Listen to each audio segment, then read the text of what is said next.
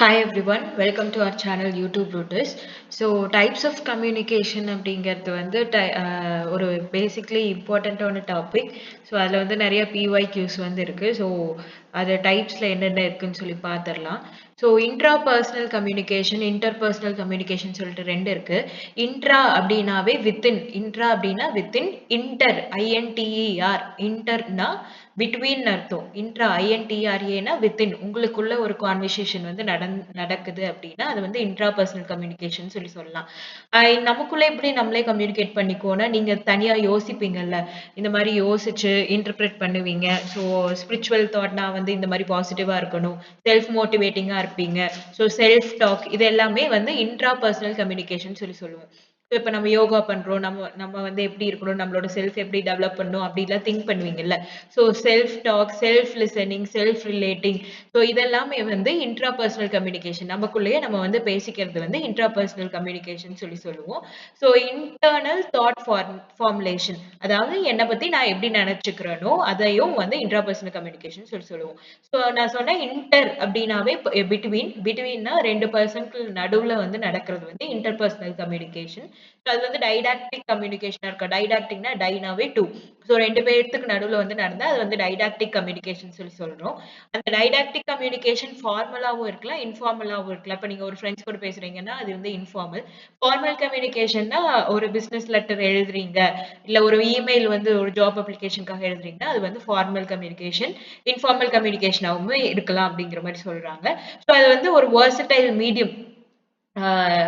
Interpersonal communication வந்து நிறைய mediums மூலமும், இப்ப நீங்க பேசுறதாலவோ எழுதுறதாலவோ மட்டும் கம்யூனிகேட் ஆகாம அது வந்து நிறைய நான் வெர்பல் கம்யூனிகேஷனுமே இன்வால்வ் ஆயிருக்கு அப்படின்னு சொல்லுவாங்க. வெர்பல் அப்படின்னா நம்ம பேசுறது, வேர்ட்ஸ் யூஸ் பண்ணி மத்தவங்களுக்கு வந்து மீனிங் புரிய வைக்கிறது வெர்பல் சொல்லுவோம். நான் வெர்பல் தான் நம்மளோட ஆக்ஷன்ஸ் மூலமா, இப்ப நம்மளோட ஃபேஷியல் ரியாக்ஷன்ஸ், எமோஷன்ஸ் மூலமா வந்து நம்ம ஒரு சில இது கம்யூனிகேட் பண்ணுவோம்ல, அதை வந்து வெர்சடைல் மீடியம்ஸ் வந்து யூஸ் பண்ணி கம்யூனிகேட் பண்ணுவோம்னு சொல்லிடுறாங்க. ஸோ இமீடியட் ஃபீட்பேக், இது வந்து சிங்க்ரானிக் கம்யூனிகேஷன், அது ஒரு டூ டைப்ஸ் இருக்கு. ஸோ அப்கமிங் வீடியோஸ்ல வந்து நம்ம பார்க்கலாம். So it offers immediate feedback enhancing it's effectiveness. இப்போ நான் பேசினோடனே, இப்போ நான் ஒரு ஒரு ஃபோன்ல கால் பேசிட்டு இருக்கேன், இல்லை வீடியோ கால் பேசிட்டு இருக்கேன்னா, நான் பேசினோடனே அவங்க வந்து எனக்கு ஒரு ஃபீட்பேக் இமீடியட்டா ரெஸ்பான்ஸ் வருது அப்படின்னா அது வந்து சிங்க்ரோனஸ் கம்யூனிகேஷன் சொல்லுவோம். அப்படி இல்லை, நான் வந்து ஒரு வாட்ஸ்அப் மெசேஜ் வந்து பண்றேன், அவங்க வந்து பார்த்துட்டு கொஞ்சம் டைம் எடுத்துட்டு அதுக்கப்புறம் ரிப்ளை பண்றாங்க, அதுக்கு ரிப்ளை தான் இங்க வந்து ஃபீட்பேக்னு கொடுத்துருக்காங்க. ஒரு பர்டிகுலரா டைம் எடுத்துட்டு அதுக்கப்புறம் அவங்க வந்து அது ஃபீட்பேக் கொடுக்குறாங்க அப்படின்னா அது வந்து நான் சிங்க்ரனஸ் கம்யூனிகேஷன் அப்படிங்கிற மாதிரி சொல்லுவோம்.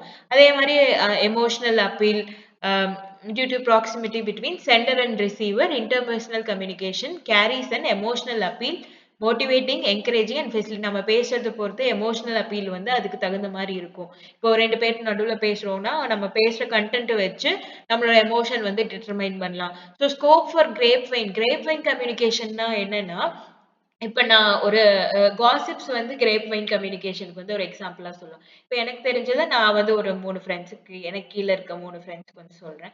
அவங்க வந்து இன்னொரு 6 பேர்த்துக்கு சொல்றாங்க. அந்த மாரி கிரேப்ஸோட அந்த திராட்சையோட இது இருக்கும்ல, அந்த கொத்து இருக்க மாரி இவங்க வந்து ஒவ்வொருத்தரும் தெரிஞ்சத வந்து அவங்களுக்கு தகுந்த மாரி ஸ்ப்ரெட் பண்ணிக்கிறாங்க. ஸோ அத வந்து கிரேப் வைன் கம்யூனிகேஷன் சொல்லி சொல்லுவோம்.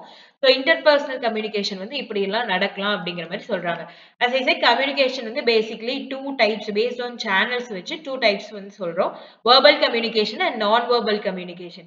Verbal communication னா என்னன்னா, ஆம், வேர்ட்ஸ் யூஸ் பண்ணி இல்ல வாய்ஸ் யூஸ் பண்ணி வந்து லாங்குவேஜ் யூஸ் பண்ணி பேசுறது வந்து வெர்பல் கம்யூனிகேஷன்ஸ் சொல்லுவோம். நான் வெர்பல் கம்யூனிகேஷன் அப்படின்னா நீங்க வந்து ஆக்ஷன்ஸ் வச்சு சொல்றது. இப்போ இப்போ ஃபர்ஸ்ட் ஹார்ல இருந்து ஃபிஃப்த் ஹார் வரைக்கும் உங்களுக்கு பிசிக்ஸ் பீரியடே இருக்கு. ஸோ சிக்ஸ்த் ஹார் வந்து பிசிக்ஸ், மறுபடியும் பிசிக்ஸ் இருந்ததுன்னா உங்களோட ஃபேஷியல் ரியாக்ஷன்ஸ்லாம் எப்படி இருக்கும். ஸோ வந்து டீச்சருக்கு வந்து தெரிஞ்சிரும், ஏன்டா போட்டு என்ன சாகடிக்கிறீங்க அப்படிங்கிற மாதிரி கேட்குற மாதிரி இருக்கும்ல. ஸோ அதுவுமே ஒரு வகையான நான் வெர்பல் கம்யூனிகேஷன். ஸோ இந்த மாதிரி இருக்கிறது வந்து நான் வெர்பல் கம்யூனிகேஷன் சொல்லிடுவோம். வெர்பல் கம்யூனிகேஷனுக்கு கீழே என்னென்ன வருது அப்படின்னா, oral communication and return communication. நம்ம பேசுவோம், லாங்குவேஜ் எதுக்கு யூஸ் பண்ணுவோம், பேசுறதுக்கு யூஸ் பண்ணுவோம், எழுதுறதுக்கு யூஸ் பண்ணுவோம். ஓரல் கம்யூனிகேஷன் வந்து ஓரல் கம்யூனிகேஷன் இல்லாம செகண்டரியா என்னென்ன அனலைஸ் பண்றோமோ அத வந்து பேரா லாங்குவேஜ் அப்படின்னு சொல்றோம். இப்ப நான் பேசுறேன், நான் பேசுறப்போ நான் ஒரு பர்ட்டிகுலரான பிட்ச் யூஸ் பண்றேன், ரைம் யூஸ் பண்றேன். ஸோ வாய்ஸ் மாடுலேஷன் இருக்கு, மேலேயும் கீழேயும் வந்து மாத்தி பேசுறேன், என்ன ஸ்பீட்ல வந்து பேசுறேன், மெதுவா பேசுறேனா, இல்ல ரிதமிக்கா பேசுறேனா, அந்த மாரி அந்த செகண்டரி சோர்ஸ வந்து அனலைஸ் பண்றது வந்து பேரா லாங்குவேஜ்ன்னு சொல்றோம். இப்ப நான் பேசுறத எப்படி வந்து அத பேசுறேன்? எப்படி நான் வந்து உங்களுக்கு சொல்றேன்? என்னோட வால்யூம் எப்படி இருக்கு? நான் எவ்ளோ ரிதமிக்கா பேசுறேன்? எவ்ளோ ஸ்பீட்ல பேசுறேன்? இது எல்லாமே வந்து பேரா லாங்குவேஜ்ன்னு சொல்லுவோம். அதே மாரி இதோட ஓரல் கம்யூனிகேஷனோட கேரக்டரிஸ்டிக்ஸ் என்னன்னா, கிளாரிட்டி அண்ட் ஆர்டிகுலேஷனையும் பார்ப்பாங்க. நான் எவ்ளோ கிளியரா வேர்ட்ஸ் வந்து ப்ரொனன்ஸ் பண்றேன். அதே மாரி எவ்ளோ கிளியரா நான் வந்து ஆர்டிகுலேட் பண்றேன். இது எல்லாமே பார்ப்பாங்க. ஸோ ஓரல் கம்யூனிகேஷனுக்கு கீழ பேரா லாங்குவேஜ் அப்படிங்கிறது ஒரு இம்பார்ட்டன்டான ரோல் ப்ளே பண்ணுது. அதே மாரி ஃபோனடிக்ஸ்னாவே ஸ்டடி ஆஃப் சவுண்ட். ஃபோனடிக்ஸ வந்து ஃபோனீம் அப்படிங்கிறது வந்து பேசிக் யூனிட் ஆஃப் சவுண்ட். இப்ப ஏன்னா அதோட சவுண்ட் அப்படி சொல்றோம்ல. அத வந்து ஃபோனீம்ன்னு சொல்லுவோம். இப்போ ஃபோனடிக்ஸ் அப்படின்னு ஒரு வேர்ட் இருக்கு அப்படின்னா, இல்ல பியோட வேர்ட் என்ன சவுண்டு? அ பி அப்படிங்கிற வேர்ட் சவுண்ட் ஃபோனடிக்ஸ்ல அந்த ஃபோங்கிற வேர்ட் வருதுல்ல. ஸோ அது பேசிக்கான சவுண்ட். ஃபோனடிக்ஸ்ல பி மட்டும் எடுத்தோம்னா, அது ஒரு smaller unit of sound. Smaller unit of word. So அத வந்து ஃபோனீம்ன்னு சொல்லுவோம். ஸோ ஒரு சவுண்ட பத்தி படிக்கிறது வந்து ஃபோனடிக்ஸ் அப்படின்னு சொல்றோம். So it involves analysing various individual sounds. Individual sounds various வந்து அனலைஸ் பண்றது வந்து as I said ஃபோனடிக்ஸ்ன்னு சொல்லுவோம். இந்த ஃபோனடிக்ஸ் வந்து எதுக்கு ஹெல்ப் ஆகுது அப்டின்னா, நமக்கு வந்து காம்ப்ரிஹெண்ட் பண்றதுக்கு, கம்யூனிகேட் பண்றதுக்குலாம் வந்து ஹெல்ப் ஆகுது. So types of verbal communication, small group conversation, டெலிஃபோன்ல பேசுறது, large group lectures, meeting, radio இது எல்லாமே வந்து ஓரல் ஃபார்ம் ஆஃப் கம்யூனிகேஷன்ல வந்து வரும். ரிட்டன்ல வந்து ரிப்போர்ட் ரைட்டிங், இமெயில் நீங்க எதெல்லாம் வந்து எழுதுறீங்களோ பிசினஸ் கம்யூனிகேஷன் அது எல்லாமே வந்து ரிட்டன் ஃபார்ம் ஆஃப் கம்யூனிகேஷன் வரும். Posters, bulletin, advertisements, newspaper இது எல்லாமே ரிட்டன் ஃபார்ம் ஆஃப் கம்யூனிகேஷன்ல வந்து வரும். So written form of communication உங்களுக்கு தெரியும். அஸ் ஐ செட் இப்போ நீங்க வந்து எழுதுறீங்க ஒண்ணு, இப்போ ஒரு வெப்சைட் வந்து யூஸ் பண்ணி பார்க்குறீங்க அப்படின்னா, அந்த வெப்சைட்ல இருக்கிறது, அவங்க என்ன இன்ஃபர்மேஷன் வந்து உங்களுக்கு குடுக்குது அதுங்கிறது வந்து ரிட்டன் ஃபார்ம் ஆஃப் கம்யூனிகேஷன்ல வந்து வரும். அதே மாரி நிமோனிக்ஸ் அப்படிங்கிறது வந்து ஒண்ணு ஒண்ணு வந்து நம்ம யூஸ் பண்ணுவோம். அது வந்து யாரு பண்ணாங்கன்னு இப்ப யார இன்ட்ரோடியூஸ் பண்ணாங்கன்னு பார்த்துக்கோங்க அந்த ரிசர்ச். ஜெரால்ட் ஆர் மில்லர் அப்படிங்கிறவரு வந்து இன்ட்ரோடியூஸ் பண்ணியிருக்காரு. ஜெரால்ட் ஆர் மில்லர் அப்படிங்கிறவரு வந்து இன்ட்ரோடியூஸ் பண்ணியிருக்கிறாரு. இது எதுக்கு நிமோனிக்ஸ் எதுக்கு யூஸ் பண்ணுவோம்னா, நம்ம இப்போ ஒரு ஒரு ஒரு ப்ராசஸ் இருக்கு அப்டின்னா, அந்த ப்ராசஸோட ஃபர்ஸ்ட் லெட்டர்ஸ் மட்டும், இல்ல ஃபர்ஸ்ட் வேர்ட்ஸ் மட்டும் வச்சு, நீங்க வந்து ஒரு ஈஸியா ஞாபகம் வச்சுக்கிறதுக்காக நம்ம வந்து யூஸ் பண்றோம். ஃபார் எக்ஸாம்பிள், இங்க என்ன குடுத்திருக்காங்கன்னா, பிராஸ் அப்படிங்கிற ஒரு வேர்ட் வந்து குடுத்திருக்காங்க. இந்த பிராஸ் அப்படிங்கிற வேர்ட் வந்து எத ஞாபகம் வச்சுக்கிறதுக்காக நம்ம பயன்படுத்துறோம் அப்டின்னா, ஷூட்டிங் எ ரைஃபிள். ரைஃபிள் நான் வந்து கன்ல சுடுறதுக்கு முன்னாடி என்னென்ன ஸ்டெப்ஸ் எல்லாம் வந்து இன்வால்வ் ஆகும் அப்படிங்கிறத வந்து நான் இது மூலமா ஞாபகம் வச்சுக்கிறேன். ஃபர்ஸ்ட் வந்து பிரீத் பண்ணிக்கிறேன். அடுத்து ரிலாக்ஸ் பண்ணிக்கிறேன். அப்புறம் எய்ம் பண்றேன். அப்புறம் சைட் அண்ட் ஸ்குவீஸ் ட்ரிகர் வந்து அனுப்புறேன். ஸோ இந்த இந்த ஸ்டெப்ஸ யூஸ் பண்ணி, அதாவது இந்த ஃபர்ஸ்ட் லெட்டர் மட்டும் யூஸ் பண்ணி ப்ராஸ்ன்னு ஞாபகம் வச்சுக்கிறேன். அதனால எனக்கு இந்த ப்ராசஸ் வந்து மறக்காது. இது மாரி நீங்க எதுக்கு வேணாலும் யூஸ் பண்ணிக்கலாம். நீங்க படிக்கிற எல்லாத்துக்குமே வந்து இந்த மாரி நிமோனிக்ஸ் யூஸ் பண்ணி படிச்சுக்கலாம். So it also falls under written form of communication. So non verbal communication அது ஆஸ் ஐ செட் லாங்குவேஜ் இல்லாம யூஸ் பண்றது வந்து நான் வெர்பல் கம்யூனிகேஷன். அதாவது இப்ப நீங்க ஒரு இன்டர்வியூ வந்து அட்டெண்ட் பண்றீங்க. இன்டர்வியூ அட்டெண்ட் பண்றப்போ உங்களுக்கு வேர்க்குது. யூ ஆர் வெரி நர்வஸ், ஆங்ஷியஸா இருக்கீங்க. அப்படிங்கிறப்போ வந்து உங்களோட பாடியே வந்து பாடி லாங்குவேஜே அது வந்து சொல்லி காமிக்கும். உங்க பாடி லாங்குவேஜே அது வந்து காமிச்சுரும்ல. அதெல்லாம் வந்து நான் வெர்பல் கியூஸ்ன்னு சொல்லலாம். அதுல என்னென்ன டைப்ஸ் இருக்குன்னு சொல்லி பார்க்கலாம். ஸோ 8 டைப்ஸ் ஆஃப் நான் வெர்பல் கம்யூனிகேஷன் வந்து இருக்கு. ஃபர்ஸ்ட் ஒன் என்னன்னா, ப்ராக்ஸிமிக்ஸ் அப்படின்னு சொல்றோம். ப்ராக்ஸிமிக்ஸ் அப்படின்னா என்னன்னா, refers to the use of personal and physical space to convey non verbal messages related to intimacy, affection, aggression, or dominance. The spatial relationship between individuals can significantly affect communication.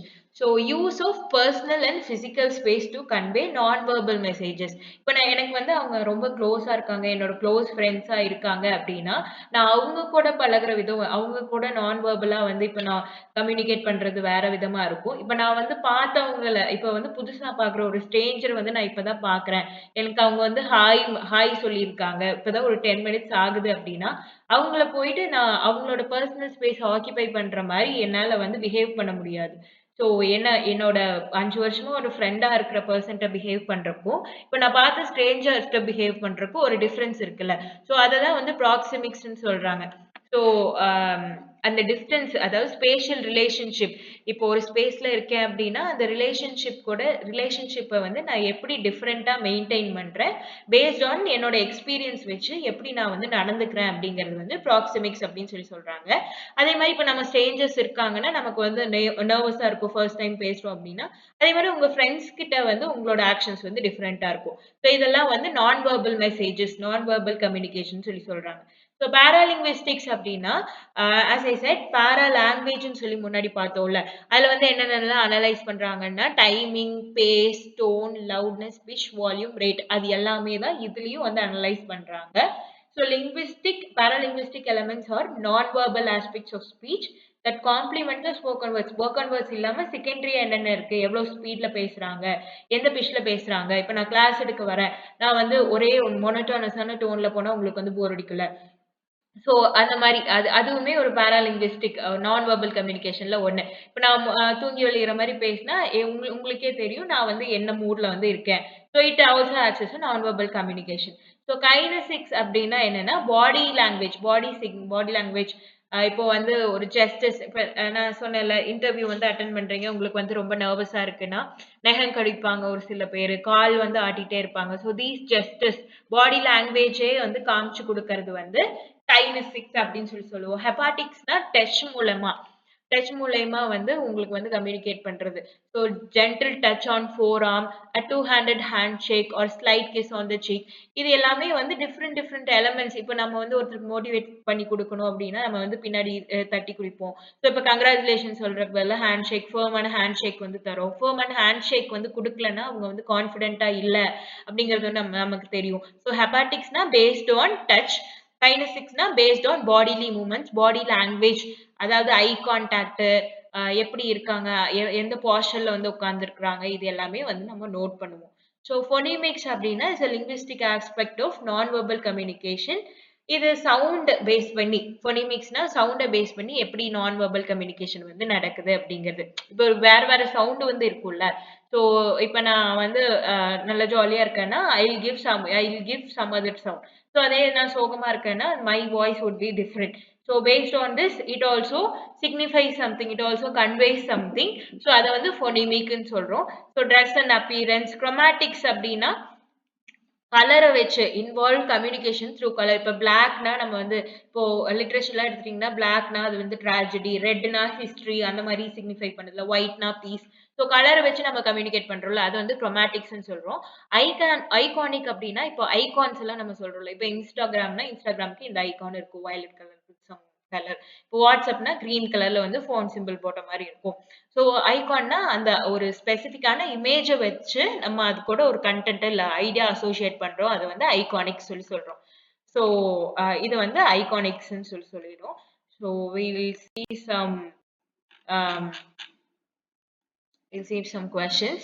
So the dance of the honeybee conveying to other bees where nectar will be found is an example of intrapersonal communication. இதுல வந்து எல்லாமே இருக்கும். எல்லா form of communicationமே இருக்கும். So பார்த்து interpersonal communication, group communication and mass communication. So remember ஒரு honeybee வந்து conveying it to other bees அப்படின்னாவே என்னன்னா group communication. ஒரு bee வந்து இன்னொரு பக்கம் போய் சொல்லுது. அது வந்து group communication. So in verbal communication, words access passive barrier, mechanized, circular, linear communication. Yes, we know the answer is linear communication. ஏன்னா verbal communication வந்து communicate பண்றதுக்கு தான் யூஸ் ஆகுது. அதனால linear straight forward சொல்றதுக்கு வந்து help பண்ணுது. Rather than compared to non-verbal communication. So Chinese Cultural Revolution leader Mao Zedong used a type of communication to talk to the masses known as dialogue communication, participatory communication, group communication, mass line communication. So what he used Chinese Cultural Revolution leader அப்படிங்கிறனால அவர் வந்து mass line communication. இப்போ வந்து ஒரு higher authority இருக்காங்க அப்படின்னா அவங்க எல்லா masses கூடயும் கம்யூனிகேட் பண்ணணும்னா மாஸ் கம்யூனிகேஷன் வந்து யூஸ் பண்றாங்க. So mass line communication within oneself is known as intrapersonal communication. That's all for today. Thank you.